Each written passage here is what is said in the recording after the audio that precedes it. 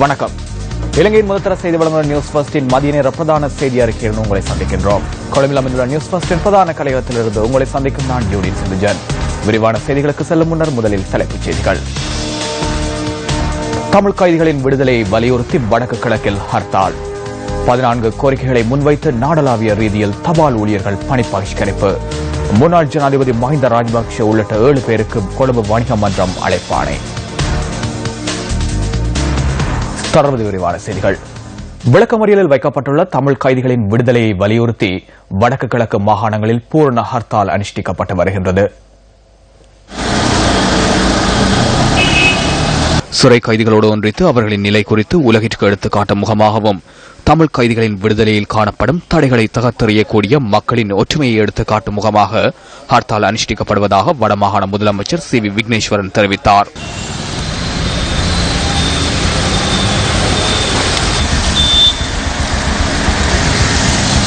வடக்கு கிழக்கு வாழ் மக்கள் அமைதியான முறையில் ஹர்த்தாலை அனுஷ்டித்து வருவதாக எமது செய்தியாளர்கள் தெரிவித்தனர்.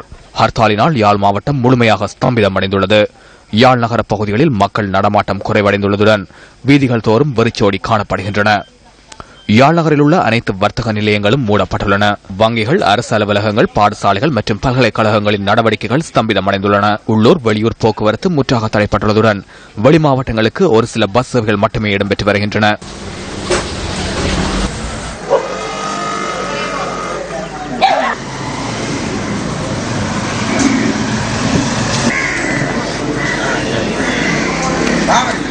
இதேவேளை சுன்னாகம் சந்தை உட்பட அனைத்து வர்த்தக நிலையங்களும் மூடப்பட்டுள்ளன.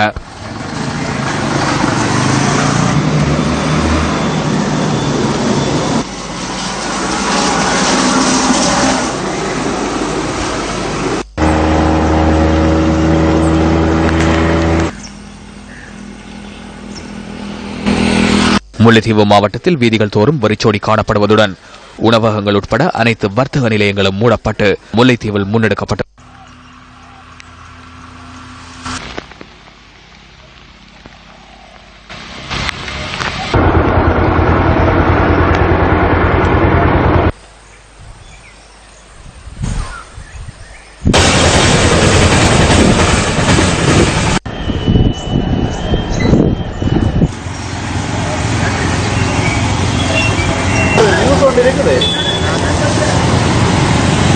வவுனியா மாவட்டத்தில் உள்ளூர் போக்குவரத்து முற்றாக தடைப்பட்டுள்ளதுடன் வர்த்தக நிலையங்களும் மூடப்பட்டுள்ளன.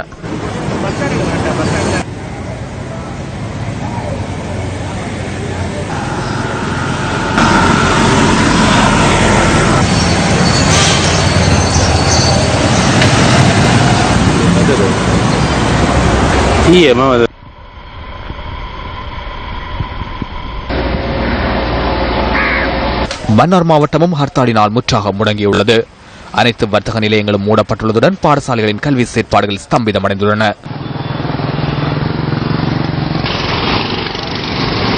உள்ளூர் போக்குவரத்து முற்றாக பாதிப்படைந்துள்ளது.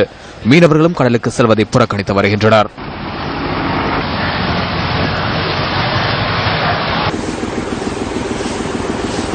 இதேவேளை போக்குவரத்து சேவைகள் மட்டக்களப்பு மாவட்டத்தில் முற்றாக ஸ்தம்பிதமடைந்துள்ளது.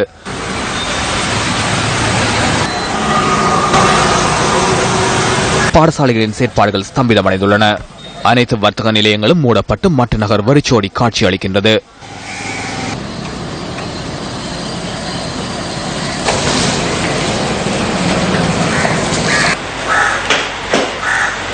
திருகோணமலை மாவட்டத்தில் போக்குவரத்து மந்தகதியில் இடம்பெற்று வருகின்றது. சில வர்த்தக நிலையங்கள் திறக்கப்பட்டுள்ளதுடன் அரசு அலுவலகங்களின் செயற்பாடுகளும் முன்னெடுக்கப்படுகின்ற பொழுதிலும் மக்களின் வருகை குறைவடைந்துள்ளதாக எமது பிராந்திய செய்தியாளர் தெரிவிக்கின்றார்.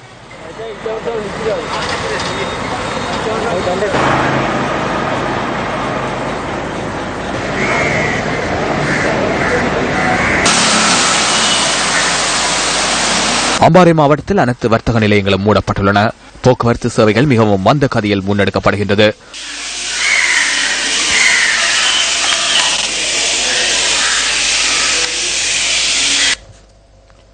பிணை வழங்கப்பட்டிருந்த தமிழ் கைதிகள் 2 பேர் விடுதலை செய்யப்பட்டுள்ளனர். குறித்த இருவர் சார்பிலும் பிணைதாரர் ஆஜரானதை அடுத்து இன்று காலை இருவரும் விடுதலை செய்யப்பட்டுள்ளனர். மேலும் தமிழ் கைதிகள் 8 பேர் தொடர்பில் பிணைதாரர்கள் ஆஜராகியுள்ளதை அடுத்து அவர்களையும் விடுவித்துக் கொள்வதற்கான நடவடிக்கைகள் முன்னெடுக்கப்பட்டுள்ளதாக பிணைதாரர் சார்பில் ஆஜராகியுள்ள சட்டத்தரணிகள் குறிப்பிடுகின்றனர்.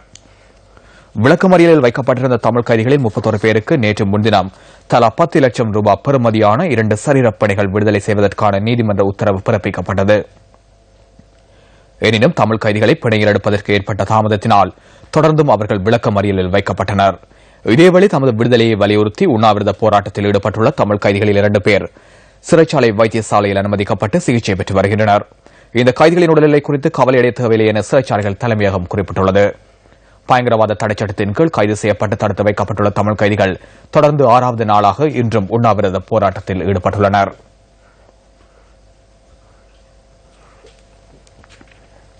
14 கோரிக்கைகளை முன்வைத்து நாடளாவிய ரீதியில் தபால் ஊழியர்கள் பணி பகிஷ்கரிப்பில் ஈடுபட்டுள்ளனர்.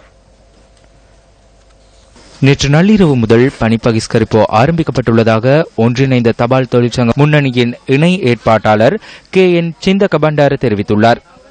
பிரதான தபால் நிலையம் மற்றும் உப அஞ்சல் அலுவலகங்களிலும் அனைத்து ஊழியர்களும் சுகையின விடுமுறை என்ற அடிப்படையில் பணி பகிஷ்கரிப்பில் ஈடுபட்டுள்ளதாகவும் அவர் குறிப்பிட்டுள்ளார். இந்த தொழிற்சங்க நடவடிக்கையானது 24 மணித்தியாலங்களுக்கு முன்னெடுக்கப்படும் எனவும் KN சிந்தகபண்டார தெரிவித்துள்ளார். WT1190F என பெயரிடப்பட்டுள்ள விண்பொருள் வீழ்வதனை பார்வையிடுவதற்காக உள்நாட்டு வெளிநாட்டு சுற்றுலா பயணிகள் தங்காலை கடற்படை முகாமிற்கு அண்மையில் கூடியுள்ளனர். WT1190F என பெயரிடப்பட்டுள்ள இந்த விண்பொருளின் பாகங்கள் வீழ்வதை கண்காணிப்பதற்கு நியூஸ் ஃபர்ஸ்ட் குழுவினர் தெற்கு கடற்பகுதிக்கு தங்காலை கடற்படையினரின் முகாமிலிருந்து விமானத்தின் மூலம் சென்றனர். சற்று நேரத்துக்கு முன்னர் எமது கேமராக்களில் பதிவு செய்யப்பட்ட காட்சிகளே இவை. இந்த கண்காணிப்பு நடவடிக்கைக்கு பிரெஞ்சு நாட்டு விஞ்ஞானிகளும் இலங்கைக்கு வருகை தந்துள்ளனர். இதேவேளை இன்று கடற்றொழில் நடவடிக்கைகளில் ஈடுபடுவதை தவிர்க்குமாறு கடற்றொழில் அமைச்சு மீனவர்களிடம் கோரிக்கை விடுத்திருக்கின்றது. எவ்வாறாயினும் குறிப்பிட்ட விண்பொருள் கடலில் விழுவது குறித்து அனாவசியமாக அச்சமடைய தேவையில்லை என்று கொழும்பு பல்கலைக்கழக பௌதிக விஞ்ஞான பிரிவின் பேராசிரியர் சந்தன ஜெயரத்ன சுட்டிக்காட்டியுள்ளார். 90F என பெயரிடப்பட்டுள்ள விண்பொருளின் பாகங்கள் வீழ்வதை கண்காணிப்பதற்காக ஐக்கிய அரபு ராஜ்யத்தினால் விமானத்தின் மூலம் பதிவு செய்யப்பட்ட காட்சிகளே இவை.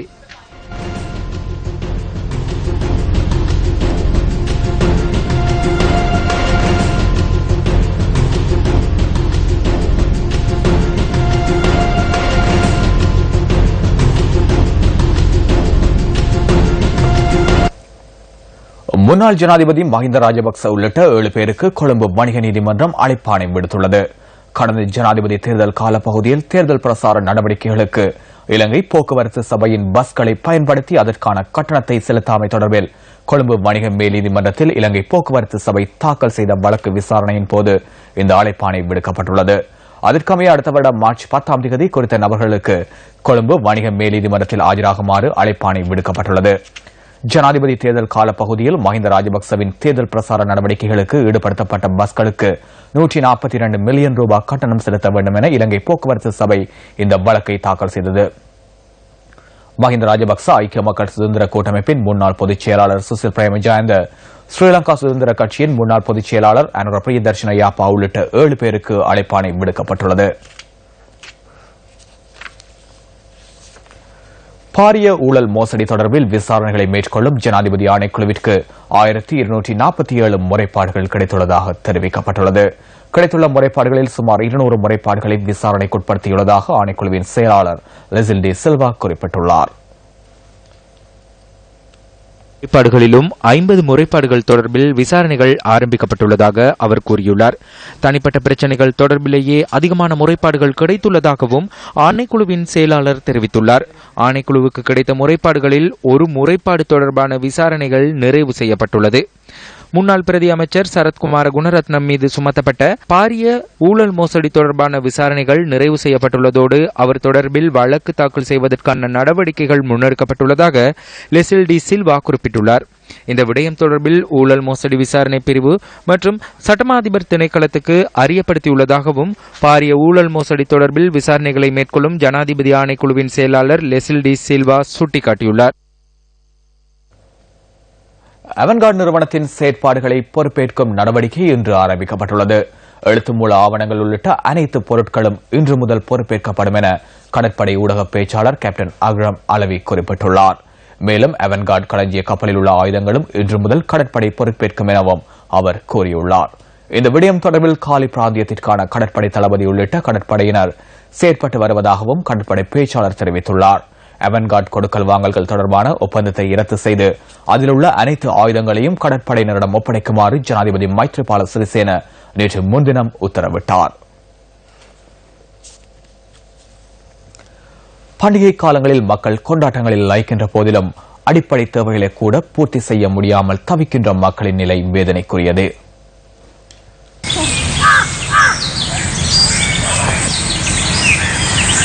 மட்டக்களப்பு மாவட்டத்தின் போர்தீவு பற்று பிரதேச செயலக பிரிவுக்குட்பட்ட விவேகானந்தபுரம் கிராமமே இது. 258 குடும்பங்களைச் சேர்ந்த சுமார் 1000க்கும் அதிகமானவர்கள் இந்த கிராமத்தில் வசித்து வருவதாக எமது பிராந்திய செய்தியாளர் தெரிவிக்கின்றார்.